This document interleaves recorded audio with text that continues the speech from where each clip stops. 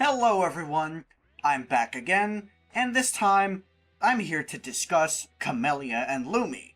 Now, I know that there's no leaks on their kit yet, but that doesn't mean that I'm unable to speculate about what they might do.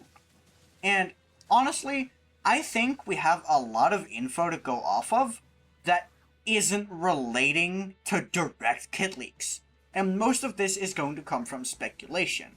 So, I want to start off with Camellya because she is going to be by far the most hyped up character in this patch, and also because she is the 5-star, which means that, let's be honest, she has a lot more potential to be good. Now, she was officially announced as a 5-star character, and I believe that she is going to be a Havoc sword character. Now, why do I think this? It's really simple, actually. It's because, in early CPT data, Camellya was actually a character whose element and weapon type was in the files, and she was a Havoc sword character. She had a little bit of kit info as well, but nothing too concrete that you could really do anything with. And now I'm fairly confident I can say Camellya can be a main DPS character. But there are plenty of reasons I say this. It's not just completely out of the blue. This is because, for almost every other element in the game, we've gotten a limited 5-star DPS character. Jian is an Arrow DPS, Jinshi is a Spectro DPS, Cheng-Li is a Fusion DPS, and now the recent release of Shangliao gives us an Electro DPS. This means that the only elements we are missing are Havoc and Glacio. And Glacio has already had a new character leaked for the version 2.0 update, so let's be honest, if Camellya is a DPS and then this Glacio character in 2.0 is also a DPS, that would mean we have a limited 5-star DPS from every single element. And this is good for Kuro games, because it means Kuro is able to use a lot more variety for the bosses that they put into the Tower of Adversity, because there will always be a counter. But what kind of DPS is she going to be? Well, I can say with reasonable certainty that Camellya is going to be a basic attack damage dealer. And I have plenty of reasons for thinking this. First of all, I'm going to use the same argument that I did when I was talking about Shangliao when I was speculating on his kit. Being, well, the rest of the damage types already have good DPS characters. Heavy attacks have Jian, and honestly, I do not need to go into much detail on why I think Jian is a good DPS. I've said it plenty of times in the past. Then there's skill. We have Cheng-Li and Jinshi as our skill-based damage dealers, mainly Jinshi because Cheng-Li's not that good as a main DPS, let's be completely honest. And then recently we got Shangliao for liberation damage. This means that every single damage type except for basic attack has a main DPS character on the limited 5-star roster. Now, it is very possible that Camellya could just be a heavy attack DPS, because Jian is 1, and then for the skill-based, we have Cheng-Li and Jinshi. Or she could be liberation damage based. But there is another reason I have for thinking she is a basic attack damage dealer. This being the Havoc set. The Havoc set will give you more Havoc damage bonus when you do basic or heavy attacks. Now, I do realize that this will just give more evidence to the heavy attack argument, but it also gives a good amount of reason for the basic attack argument. And considering the fact that we don't have a limited 5-star character that does basic attacks yet, as a main DPS, I think it's very likely that Camellya is going to be a basic attack DPS. And she is most likely going to do it with an enhanced state like the Havoc Rover does.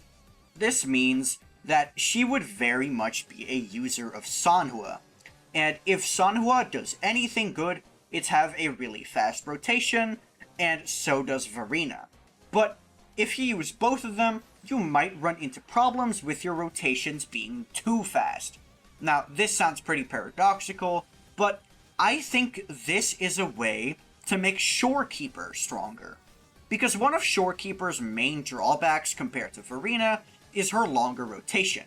But if your rotations are too short, you can easily put Shorekeeper into your team which will artificially inflate your rotation length, which will also mean that you do not have any cooldown problems.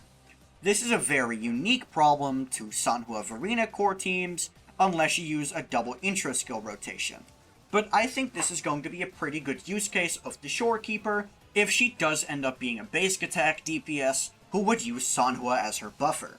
I can see Camellya being an incredibly strong DPS character, as she is very hyped up, and people have been waiting for her for a very long time. This means that she is most likely going to sell well, which means Kuro is encouraged to make her really good. It's no secret that Kuro Games is trying to do the things that Genshin does, and then make them even better. And something Genshin is very well known for doing is having the big release characters that a lot of people like and are very prevalent in the story, and then they end up releasing and being really broken. So I will not at all be surprised if Camellya ends up being our new second strongest DPS character. I can see her having a very high amount of AoE through her plant attacks, because in the one cutscene where we saw her, she was using very large plants to attack the rover. And because she has these massive ass plants, these are most likely the main thing she is going to be attacking with. This would finally give Gion some competition in the pure AoE scenario. The best things we have to combat him right now are Jinshi, because she just does so much damage, where pure AoE is not even a challenge, even if she has less area coverage, and then Shangliao, who is grouping but only on his initial ult cast. So you group the enemies once, and then if they decide to run away again, it's kinda over. So this means that if Camellya is going to use her plants, I can very much see her tethering enemies together, using her plants as a sort of rope to bind them all in one place. This would also mean she has good crowd control, and gives her a good amount of survivability as well, because if enemies are crowd controlled, they can't really hit you. But all of that is just speculation based on cutscenes, as well as some sound effect leaks that we got 2 months ago. So be sure to take all of that with a massive grain of salt. However, I do think there is some merit in my thoughts. But that's essentially the rundown of what I think Camellya is going to do.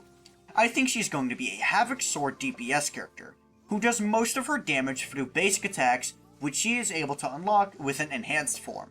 And she is capable of grouping enemies together using her large plants, which will make her a strong AoE DPS, and thanks to her being so long awaited, she's probably going to be broken.